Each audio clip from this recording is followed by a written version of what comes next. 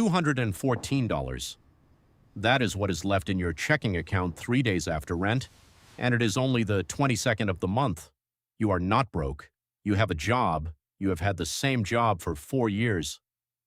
But somewhere between the car payment and the interest on a credit card you stopped checking, the math stopped adding up in your favor. Here is the part nobody says out loud. You are not behind because you made one bad decision. You are behind because you were never taught how debt actually behaves, and by the time you learned, it had already grown teeth. But stay with this, because something happens later that changes the whole shape of the story, and it has nothing to do with a bonus, an inheritance, or a lucky break. Let's start with the honest number. The average person carrying credit card debt in their 30s owes somewhere around $6,300 at an interest rate that quietly compounds while they sleep. That debt is not the enemy. The way you were taught to think about it is. Most people treat debt like a wound to hide. They stop opening the app. They stop looking at the total. The number keeps growing in the dark because nothing that goes unmeasured ever shrinks on its own. The people who eventually build real wealth from a debt starting line do one strange thing first. They look directly at the number, not once, every week. They write it on a sticky note on the refrigerator next to the grocery list where it cannot hide behind a login screen. You already know this feeling. The Sunday night dread before you open the banking app. That dread is not about money, it is about the story you have told yourself about who you are because of the number. Here is the mirror. You have avoided checking a balance before, probably this month. It is not weakness, it is a nervous system protecting you from a number that used to mean danger. But the number is not danger anymore, it is just information now, and information cannot hurt you the way avoidance can. So the first shift is not financial, it is the decision to look. Here is why almost nobody does this on their own. Debt was never explained to you as a system. It was explained to you as a moral failure, something you should feel ashamed of and therefore hide, the way you might hide a bad grade from a parent. Shame and hiding go together naturally, but a hidden number cannot be managed, only feared. The people who eventually turn it around are not braver than you. They just stopped treating the number as a verdict on their character and started treating it as a spreadsheet problem, which is a completely different kind of problem to solve. There is a specific kind of person this video is for, not the person dreaming about a holding company or a 7-figure exit. The person sitting at a kitchen table on a Tuesday, $300 in an emergency fund if they are lucky, watching a number that feels permanent. That number is not permanent. It only feels that way because nobody ever showed you what month 22 looks like from month 1. The second thing happens around month 4, and this is where most people quit. Right before it starts working, you make your first extra payment, $40, not glamorous, not Instagram. $40 above the minimum sent on a Tuesday night from a checking account that still has less in it than you would like. Nothing visible changes. The debt is still there. Your coworker is still posting a kitchen renovation and a trip to Portugal. You sit at your laminate counter eating cereal for dinner and it does not feel like progress. It feels like nothing. But something invisible has already started moving. Compound interest works in both directions. Every extra dollar you send now is worth more than the same dollar sent 2 years from now, because it stops interest from stacking on interest. The math is on your side even when your bank account does not look like it yet. This is the part that decides everything. Do you keep sending the $40 when it feels pointless? Because the $40 was never really about the $40.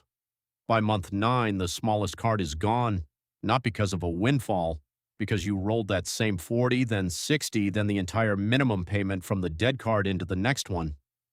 Debt people call this a snowball, but it is really just momentum wearing a nicer name. You do not celebrate loudly. You tell your mother on the phone in a normal voice and she says, "That's good, honey," and goes right back to talking about her neighbor's dog. Nobody throws you a party for paying off a $300 credit card. That is exactly why it works. Wealth built quietly does not need an audience to be real. Somewhere in the middle of year 1, a second card gets harder. Interest on the larger balance eats almost the whole minimum payment, and for 2 months the total barely moves. This is where the story usually ends for people, quietly, without announcement. They go back to the old card because a friend's wedding is in Cabo and the flight is $410 they do not have. You feel that same pull. Standing in the airport gift shop of your own mind, credit card in hand. The difference this time is small and unglamorous. You buy the flight with a payment plan you actually understand, on a card you're already paying down instead of opening a new one. It is not a perfect decision, it is a conscious one. That distinction is the entire video. Year 2 looks almost boring from the outside. You are still driving the same car, the one with the check engine light that comes on sometimes and then goes away for no reason anyone can explain. You still buy the store brand cereal. But your definition of a good day has changed. A good day used to mean buying something. Now it means checking the number and watching it move in the right direction. This is the moment nobody talks about. Somewhere in year 2, the fear disappears before the debt does.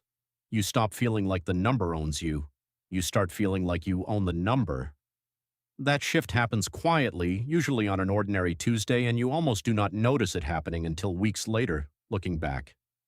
Then the test comes. It always does.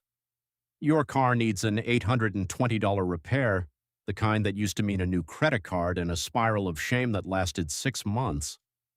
This time there is a small cushion, not much, $600 sitting in a separate account you built while still paying down debt, because somewhere in year 1 you learned that debt payoff and safety net are not opposites, they are partners. You pay the mechanic. You feel your stomach tighten a little because $600 is not nothing to you, but you do not open a new card. You do not go backward. You drive home in a car that runs with less in savings than yesterday, and you sleep fine that night. That single detail, sleeping fine, is the entire point of everything before it. That is the whole story. Not a dramatic payoff scene, not a viral before and after photo. Just a person who kept looking at an uncomfortable number until it stopped being uncomfortable, and then kept going anyway, month after ordinary month. By the time the last card hits 0, somewhere around month 31, it barely feels like an event. There is no confetti. You check the balance, it says 0, and you sit there for a second in a quiet kitchen under a flickering fluorescent light, and then you make coffee and go to work like it is any other Thursday. What you built was never really about the debt. It was about becoming someone who looks directly at hard numbers instead of flinching from them. That person keeps that habit for the rest of their life, long after the debt is a memory, and that habit is worth more than any inheritance could ever be. There is a version of this story where you inherit money instead, or win it, or get handed a shortcut. That version exists for some people. It did not exist for you, and there is a strange kind of durability in wealth you had to build one uncomfortable Tuesday at a time. Nobody can take away a habit. They can take away a windfall. Ask someone who has always had money what a zero balance feels like, and they will not understand the question. They have never sat with a number that felt like a verdict. You have. That difference does not make you behind them. It makes you fluent in something they will never have to learn. And fluency, once earned, does not disappear when the account finally clears. Years from now, you will not remember the exact interest rate on that first card. You will remember the version of yourself at the kitchen counter, cereal for dinner, choosing to send $40 instead of nothing. That choice, repeated enough times without an audience, is the only mechanism wealth has ever actually used. Nobody is watching you build this. There is no camera on your kitchen table at 11 at night while you move $40 between accounts. Nobody claps. Nobody sees the version of you that almost gave up in month 4, standing in that airport gift shop with a card in your hand, which is exactly why it counts. If you started behind and you are still in it, subscribe. Next time, we go inside the year most people quit, the one where nothing feels like it is working, and why that is the exact moment it finally is.